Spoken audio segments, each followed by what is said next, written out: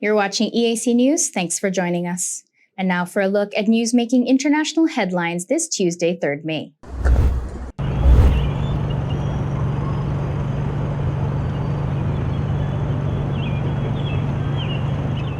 A leaked initial draft majority opinion suggests the U.S. Supreme Court will vote to overturn the Roe v. Wade decision that legalized abortion nationwide, Politico reported on Monday, May 2nd. Reuters was not immediately able to confirm the draft independently. If correct, it would be an unprecedented disclosure of a draft Supreme Court opinion. The Supreme Court and the White House declined to comment. Roe was egregiously wrong from the start, Justice Samuel Alito wrote in the draft opinion, which is dated February 10th according to Politico. Four of the other Republican-appointed justices, Clarence Thomas, Neil Gorsuch, Brett Kavanaugh, and Amy Coney Barrett voted with Alito in a conference held among the justices, the report added. It is possible there have been some changes since then. Political reporter Josh Gerstein, who broke the story, said on MSNBC late on Monday. After an initial vote among the justices following the oral argument, one is assigned the majority opinion and writes a draft. It is then circulated among the justices. At times, in between the initial vote and the ruling being released, the vote alignment can change. A ruling is only final when it is published by the court. In a post on Twitter,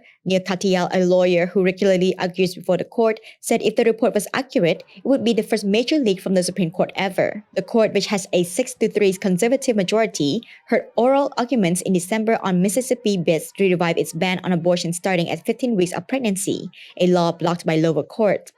According to the Politico report, it appears based on December oral's argument that a majority was inclined to uphold Mississippi's abortion ban and that there could be 5 votes to overturn Roe. The 1973 Roe v. Wade decision recognized that the right to personal privacy under the U.S. Constitution protects a woman's ability to terminate her pregnancy. The Supreme Court in a 1992 ruling called Planned Parenthood of Southeastern Pennsylvania versus Casey reaffirmed abortion rights and prohibited laws imposing an undue burden on abortion access. Mississippi asked the justices to overturn the Roe and Casey rulings. Christine Geneva auctioned off a 228.31 carat pear-shaped diamond known as the Rock on the 11th of May. Rahul Kadika, international head of jewelry of Christine, said that in the 25 years he was here, this is the largest stone in the shade of they have in sale, so they expect a very high price. The white gemstone was mined and polished in South Africa over 2 decades ago. The May 11th auction will also feature a yellow 205.0 carat diamond known as the Red Cross diamond. So quite unusual to have two 200-carat diamonds in one auction. The Red Cross diamond weighs 205 carats, was mined in 1901 at a De Beers mine, also in South Africa, and sold in 1918 at Christie's London at the Red Cross auction during the war. The stone was offered for sale at the Diamond Syndicate. It achieved £10,000 or $12,500 when the entire auction achieved £50,000 or $62,500. It then came back for sale at Christine's in Geneva, this time in 1973 where it has achieved 1.8 million Swiss francs or $1.8 million. And now for the third time in 104 years, the Red Cross diamond will come up for sale again in Geneva on May the 11th. The fancy brilliant cut diamond gets yellow colour from its nitrogen atoms. Its estimated selling price is between $7 to $10 million. Part of the proceeds from the sale will go to International Red Cross. Kadaka says he is optimistic about the upcoming auction with investors who can grab the opportunity to buy art imported diamonds as a hedge against what's going on in the world.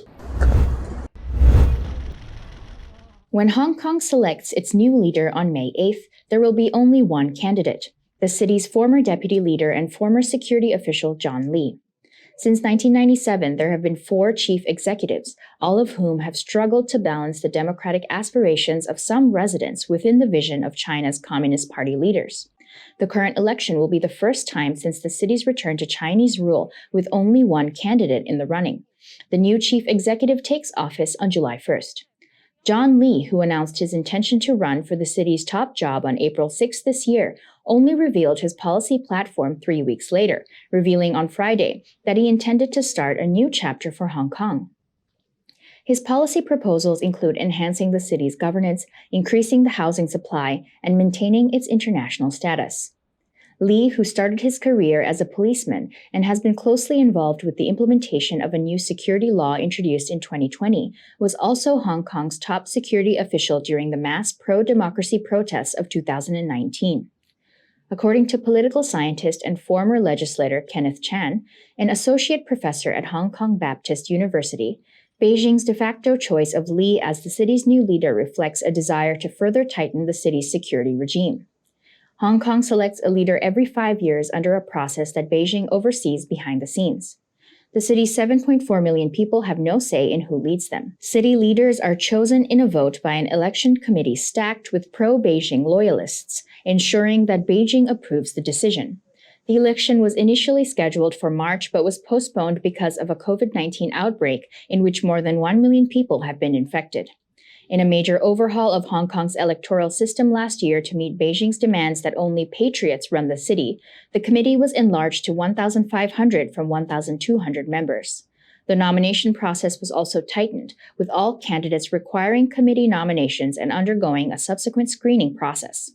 Hong Kong's mini-constitution, the Basic Law, provides for the eventual implementation of universal suffrage for the territory is an eventual goal, but discontent over the electoral system has contributed to the city's massive protest movements in both 2014 and 2019. The Hong Kong government has repeatedly said that rights and protections, including freedom of speech, are protected by a new national security law that went into effect in 2020 and refers to the current electoral arrangements as an improvement over previous arrangements. Jerome Cohen, an emeritus professor at the New York University School of Law and an internationally renowned expert on Chinese politics, said he expected Hong Kong's integration with the security system in mainland China to be strengthened further under Li's administration. Hong Kong residents speaking to Reuters said many young people now feel disconnected from the political process and that public interest in the new change of leadership was muted due to the inability or the option to choose their own leaders.